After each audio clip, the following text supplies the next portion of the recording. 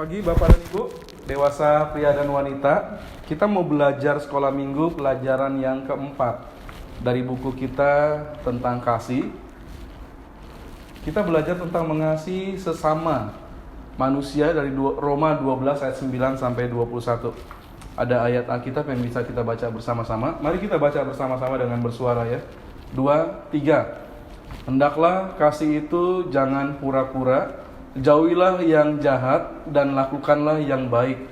Hendaklah kamu saling mengasihi sebagai saudara dan saling mendahului dalam memberi hormat. Janganlah hendaknya kerajinanmu kendor. Biarlah rohmu menyala-nyala dan layanilah Tuhan. Bersukacitalah dalam pengharapan, sabarlah dalam kesesakan, dan bertekunlah dalam doa. Bantulah dalam kekurangan orang-orang kudus, dan usahakanlah dirimu untuk selalu memberikan tumpangan. Berkatilah siapa yang menganiaya kamu, berkatilah dan jangan mengutuk. Bersukacitalah dengan orang yang bersukacita, dan menangislah dengan orang yang menangis. Hendaklah kamu sehati sepikir dalam hidupmu bersama. Janganlah kamu memikirkan perkara-perkara yang tinggi, tetapi arahkanlah dirimu kepada perkara-perkara yang sederhana. Janganlah menganggap dirimu pandai. Janganlah membalas kejahatan dengan kejahatan. Lakukanlah apa yang baik bagi semua orang. Sedapat-dapatnya, kalau hal itu bergantung padamu, hiduplah dalam perdamaian dengan semua orang. Saudara-saudaraku yang kekasih, janganlah kamu sendiri menuntut pembalasan, tetapi berilah tempat kepada murka Allah, sebab ada tertulis, pembalasan itu adalah hakku. Akulah yang akan menuntut pembalasan, firman Tuhan. Tetapi jika seterumu lapar, berilah dia makan. Jika ia haus, berilah dia minum. Dengan berbuat demikian, kamu menumpukan bara api di atas kepalanya. Janganlah kamu kalah terhadap kejahatan, tetapi kalahkanlah kejahatan dengan kebaikan. Baik, jadi kita belajar bersama-sama tentang kasih. Ya. Dikatakan dalam kitab Roma 12 ayat 9, bahwa hendaklah kasih itu jangan pura-pura. Jauhilah yang jahat dan lakukanlah yang baik. Ya, kadang-kadang orang bisa berpura-pura di orang lain, di hadapan orang dia kelihatannya baik, tetapi hatinya tidak seperti itu. Jadi seolah-olah memakai topeng. Ya. Nah, seorang berkata kepada Tuhan, apa katanya? Siapa yang ingat nih siapa yang berkata demikian? Aku kasih kepadamu. Aku bersedia masuk penjara dan mati bersama-sama engkau. Siapa tuh yang ngomong gitu? Petrus, ya. Petrus itu seakan-akan menunjukkan orang yang sangat mengasihi Tuhan. Ya. Penjara aku ikut, bahkan sampai mati pun aku mau. Itu kata dia, ya. Ini menunjukkan bahwa dia memiliki kasih yang besar, bahkan menyerahkan nyawanya bagi Kristus. Jarang loh orang Kristen ya mau menyerahkan nyawanya bagi Kristus. Gak ada keberanian kadang-kadang untuk hal itu. Tapi kalau orang punya kasih dia mau. Tetapi bagaimana kenyataannya si Petrus ini? Tidak berapa lama kemudian saat orang berkata kepada dia, lah engkau kan murid Yesus. Perempuan lagi yang ngomong waktu di perapian, waktu Yesus ada di dalam penjara. Apa yang dilakukan Petrus? Apa yang dikatakan Petrus? Menyangkal ya. Aku tidak mengenal dia, ya. Nah, jadi ini tidak menunjukkan kasih yang sungguh-sungguh, kasih yang hilang, ya, karena rasa malu mungkin. Dia malu karena Yesus ketangkep. Ya, apalagi dia mungkin takut, ya. Sebagai murid Yesus, aku takut, ada bahaya. Ini orang-orang yang kasihnya pura-pura pakai kedok. Ketika ada sesuatu yang membahayakan karena imannya kepada Yesus, dia nggak punya kasih lagi sama Tuhan. Itu orang pura-pura kasihnya. Lalu juga ada perasaan yang nggak nyaman. Perasaan nggak nyaman, jadi dia nggak bisa mengasihi Yesus. Aduh, kita nggak boleh begitu ya. Kalau punya kasih, harus kasih yang sungguh-sungguh. Jangan pura-pura. Dan kalau kita punya kasih yang sungguh-sungguh, apapun yang terjadi, mau takut, mau nggak nyaman, mau malu, ya kita tetap bisa punya kasih kepada Tuhan. Lalu ada juga orang yang memiliki harta untuk berbagi, ya, dia banyak berbicara tentang kasih. Ya, mungkin dia merasa saya orang punya nih. Ya, lalu dia bisa berbicara banyak tentang kasih. Oh, kita harus memberi kepada orang lain. Gitu ya. Seringnya kita mendengar ajaran-ajaran orang yang berkata begitu. Saya mau memberi kepada orang lain. Tetapi apa yang terjadi? Ketika ada orang yang kekurangan datang, memohon, bantulah saya nggak punya uang, saya butuh makan. Bantulah saya nggak punya pakaian. Bantulah saya Pak, saya nggak punya uang untuk anak saya sekolah. Orang itu berkata apa? Saya tidak mau memberi kamu ikan. Ya biasanya orang berkata begitu ya. Apa yang diberikan? Kail, pancing. Karena kamu kerja, saya kasih pancing, kasih kail. Ikannya enggak. Wah, saudara yang dikasih Tuhan, kelihatannya perkataan itu baik. Ya, tetapi dia kemudian berkata, pergi ya, udah ya, saya nggak ada waktu lagi. Itu kasih yang pura-pura, kamu pakai kedok, seolah-olah kamu orang penuh kasih. Tapi ketika diminta kenyataannya, gimana? Berbeda. Ya, ini yang firman Tuhan larang. Kasih itu jangan pura-pura. Jangan pura-pura. Tuhan nggak seneng. Itu kata seperti ini mengingatkan kita kepada orang apa? Munafik ya, orang munafik. Orang munafik ya begitu. Saya orang Kristen. Tapi ketika ada sesuatu yang menantang imannya, saya takut, saya malu. Ya itu yang nggak bagus. Betul ya? Itu kasih yang pura-pura ya. Kita nggak boleh gitu kata firman Tuhan.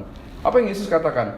Hendaklah kasih itu jangan pura-pura. Firman Allah berkata demikian ya, Roma 12 ayat 9. Jauhilah yang jahat dan lakukanlah yang baik. Firman Tuhan ingatkan supaya kita jangan pura-pura dalam kasih. Bicara tentang kasih, tentang sangat mengasihi Tuhan, sangat mengasihi sesama, itu sih baik, ya ajaran itu baik. Tapi kemudian nggak dilakukan. Itu Yesus bilang ya, ajaran orang Farisi ikuti, tapi jangan ikuti kelakuannya. Mereka munafik. Kita bisa bicara hebat tentang kasih kepada Tuhan sampai mati, bisa. Tapi Tuhan tahu kamu pura-pura, gombal ya, kata orang pacaran. Kalau kasihnya nggak benar, kamu gombal. Nah, Tuhan ingin ketulusan dan kesungguhan dalam kasih kita. Dan kasih kemudian mengajarkan, jauhilah yang jahat, lakukanlah yang baik. Orang yang penuh kasih tidak akan melakukan kejahatan. Sekarang kejahatan ini banyak dengan mulut, ya itu kejahatan loh. Orang bisa memfitnah, orang bisa menyebarkan hoax, orang bisa menyebarkan ajaran palsu. Ya itu kejahatan. Bisa juga dengan tulisan sekarang ini ya. Memang kita nggak nulis secara langsung dengan bolpen. Kita biasanya nulis pakai apa? Kalau sekarang ini, handphone, HP. Ya, tulis dia tuh pakai handphone. Tapi kejahatan isinya yang kita tulis. Melemahkan orang, membuat orang takut, menghina orang.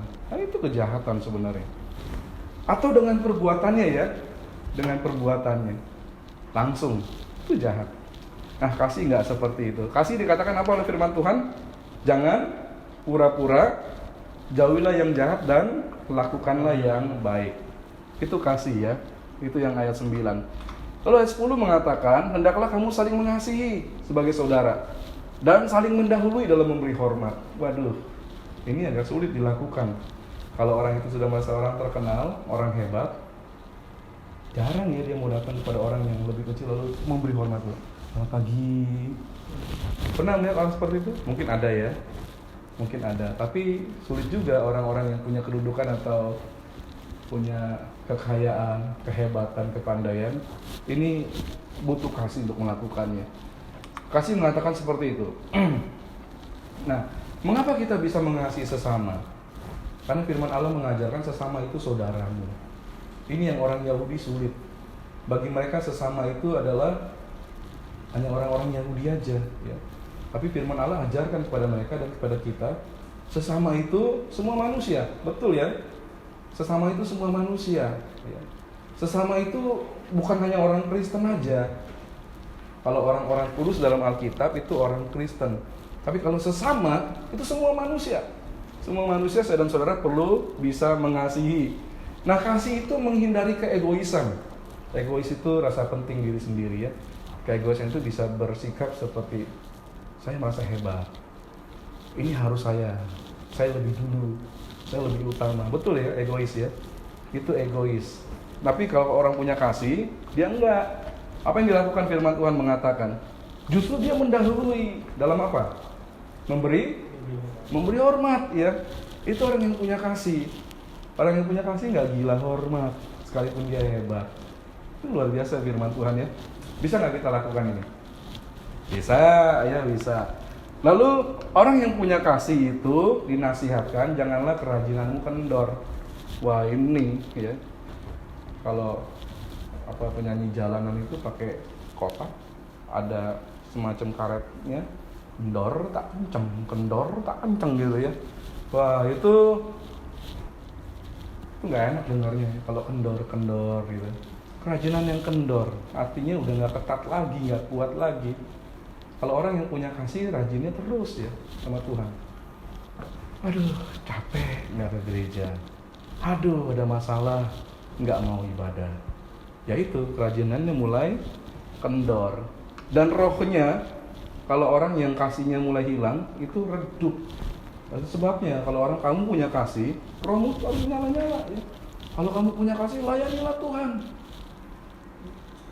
Orang yang nggak punya kasih nggak mau melayani Tuhan. Itu benar ya.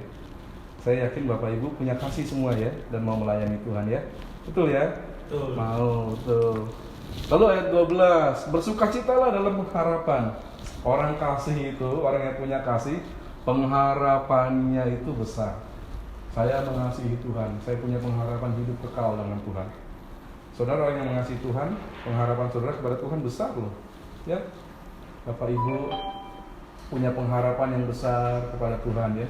Dan lalu orang yang punya pengharapan itu sukacita selalu. Oh, saya punya pengharapan hidup bersama Tuhan. Saat miskin, sukacita nggak?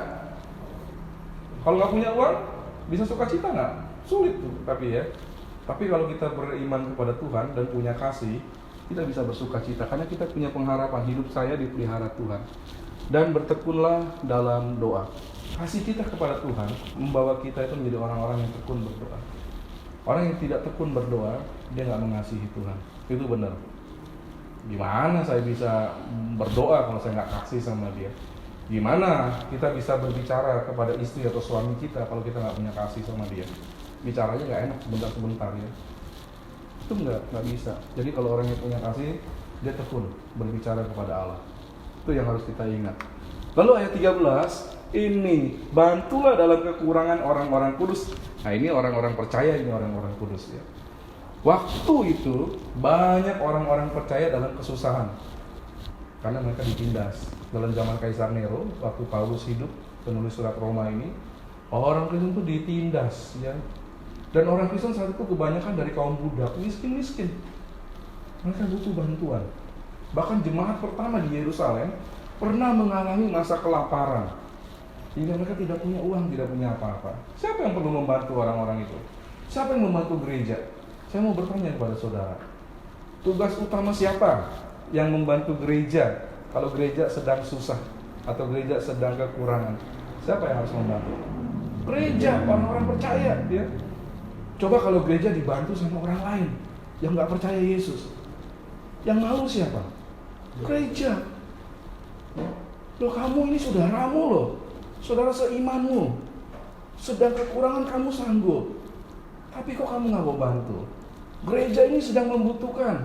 Gereja yang sana punya uang banyak, nggak mau ngasih. Orang yang nggak percaya Yesus yang ngasih. Wes tak bangun nih gerejamu. Dia nggak percaya Yesus ya. Yang malu siapa? Kita. Nah kita punya kasih harusnya supaya kita bisa membantu orang-orang yang sedang kekurangan, orang-orang Kristen atau gereja-gereja Kristen. Gereja Baptis Getsemani ya, kita bersyukur ya bisa menolong 22 gereja dengan gembala-gembala sidang yang ada di dalamnya. Mereka butuh bantuan. Dan kita yang punya kasih itu pasti menunjukkan ya, mau membantu. Betul ya?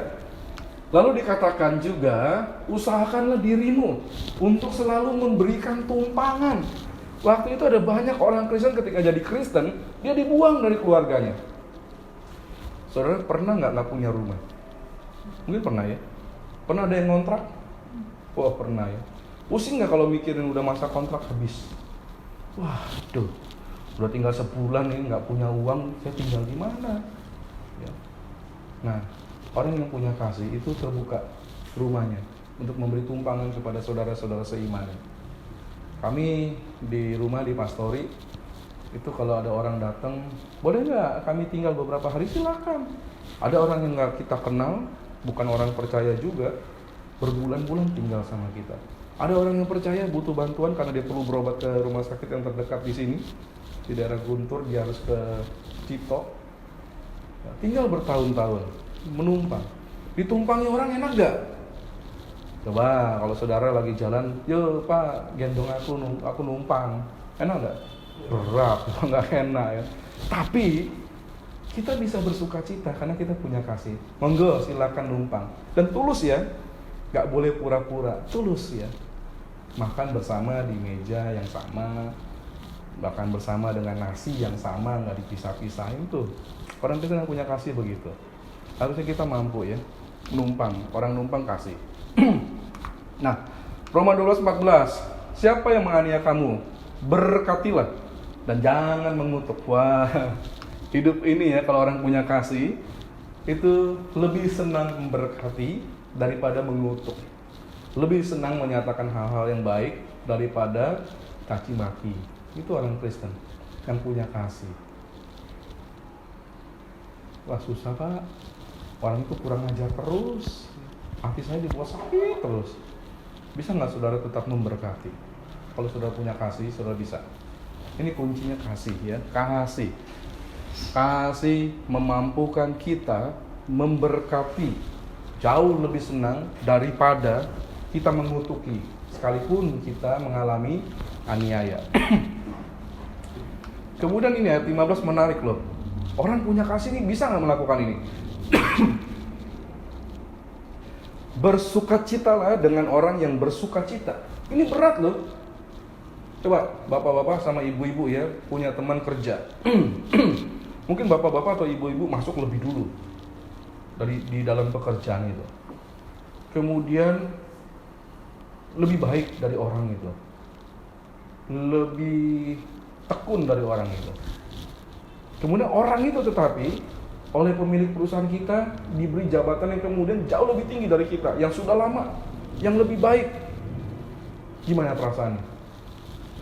Dongkol. Orang yang mendapat kedudukan yang baik itu gimana? Senang, sukacita ya. Ah, kita nih dongkol. Kok bos gitu ya? Saya udah lama loh. Saya lebih baik loh. Kok dia yang punya pangkat lebih tinggi? Kok dia yang naik gaji lebih banyak? Tapi orang punya kasih gimana? Bersukacita. Dia sedang bersukacita. Orang itu sedang bersukacita. Saudara dan saya perlu juga bisa bersukacita. Ini susah. Kalau yang kedua ini lebih gampang. Menangislah dengan orang yang menangis itu gampang. Ya, orang yang sedang sedih, kita ikut sedih, gampang menangis. Tapi kalau orang yang bersukacita, itu kadang-kadang susah ikut sukacita ya, iri. Tapi orang punya kasih, kamu bersukacita, saya bisa bersukacita bersama kamu. Kamu sedang berduka, saya akan turut merasakan kedukaan kamu. Karena saya orang yang punya kasih. Belajar ya, belajar untuk menjadi seperti itu. Bisa ya, harus bisa melakukan hal itu. Nah, ini ayat-ayat yang menarik. Hendaklah kamu sehati sepikir dalam hidupmu bersama. Gereja, ya, bisa nggak kita sehati sepikir? Pak, di gereja itu macam-macam ya.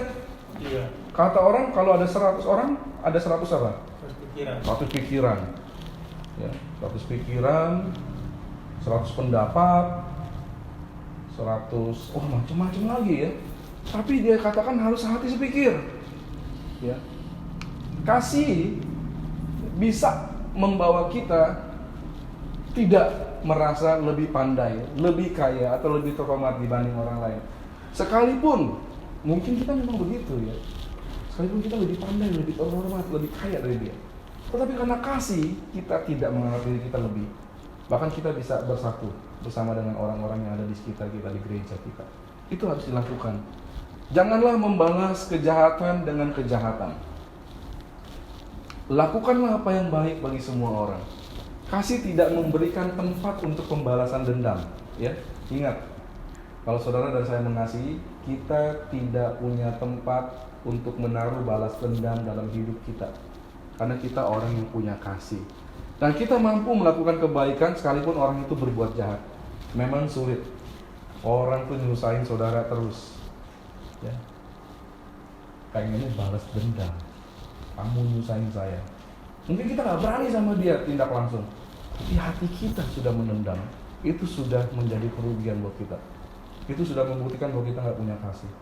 Kamu hatimu dendam, kamu nggak bisa balas mukul, kamu nggak bisa balas ngetik, mencaci maki lagi, tapi hatimu sudah dendam. Itu juga kerugian. Dan kasih tidak begitu. Sekalipun dia berbuat jahat, kasih itu menunjukkan kebaikan. Itu orang Kristen, orang yang penuh kasih. Sedapat-dapatnya kalau hal itu bergantung padamu, hiduplah dalam perdamaian dengan semua orang. Jangan cari perang.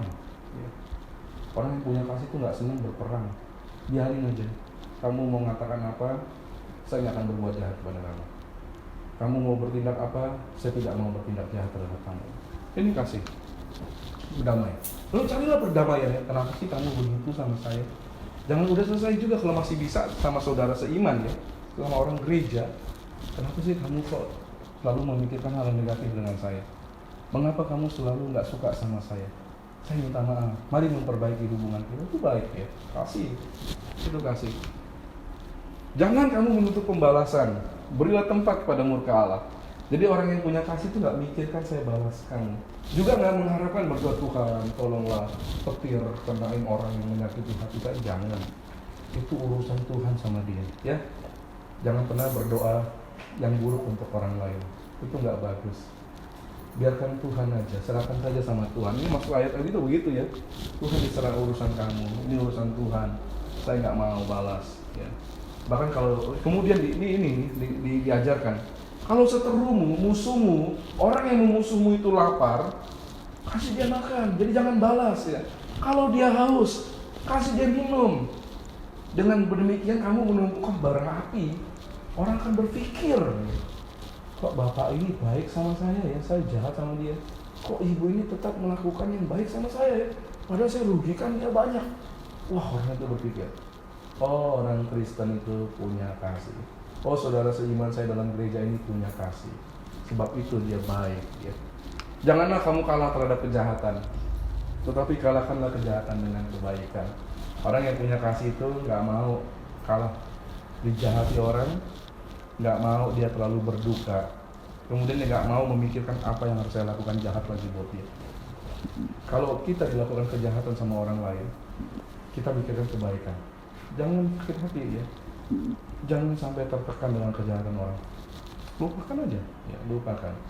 Dan usahakan kebaikan, karena kita orang yang punya kasih. Dan kita menunjukkan kebaikan sebagai ganti kejahatan. Ini menarik firman-firman Tuhan ini ya. Jadi Bapak Ibu, ini pelajaran sekolah minggu kita. Dan hiduplah dalam kasih. Hiduplah untuk memuliakan Tuhan dalam kasih. Kita berdoa. Terima kasih Bapak, karena kami boleh diajar firman-Mu dari kitab Roma tentang hidup yang memiliki kasih. Kasih kepada Tuhan, kasih kepada sesama manusia, kasih kepada orang-orang kudus di dalam gereja. Terima kasih Tuhan untuk pelajaran sekolah minggu kami. Kami berdoa di dalam nama Tuhan Yesus. Amin.